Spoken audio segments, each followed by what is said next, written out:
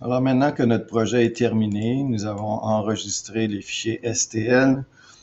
On devrait avoir une copie de notre travail et on devrait l'avoir aussi exporté. Alors la première chose, si on regarde, ici j'ai porte-crayon 3. Alors qu'est-ce que je fais? Je vais faire une copie de mon travail. Alors je fais Save As. Et puis cette fois-ci, je veux l'enregistrer porte-crayon 3. Je suis toujours dans le même emplacement, donc projet porte-crayon 3D dans mon cas. Et je fais une copie de mon travail. Alors, je fais sauvegarder. Et puis là, lorsque ça devient V1, ça veut dire que j'ai sauvegardé mon travail, une autre copie.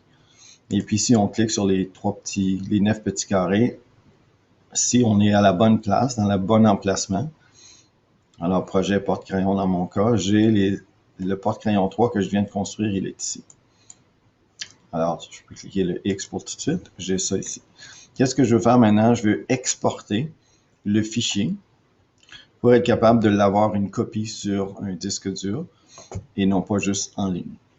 Alors ici, premièrement, j'ai tous mes emplacements sont ici, tous mes noms sont bien nommés, il faut vérifier. Il ne faut pas avoir de parenthèses dans les noms de pièces. Alors, on a tout ça comme il faut ici. Donc, ça, c'est déjà fait. Alors, maintenant que c'est fait, je vais me faire une copie. Alors, qu'est-ce que je fais? C'est que je veux exporter le travail. Alors, je m'en viens ici. Je fais un export. Et là, à ce moment-ci, je veux trouver l'emplacement que je veux l'exporter. Donc, je clique sur les 3 petits points ici.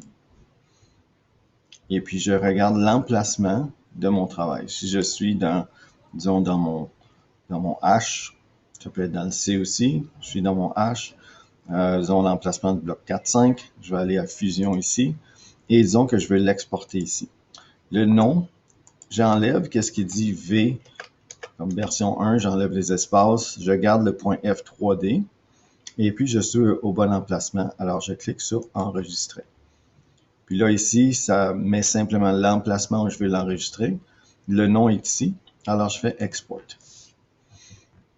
Et là, à ce moment-là, c'est en train de créer un fichier F3D qui va être disponible pour que je puisse m'en servir par la suite. Alors ici, si je m'en vais dans mon répertoire, H, je devrais avoir dans mon TIJ1 au bloc 4.5, dans Fusion.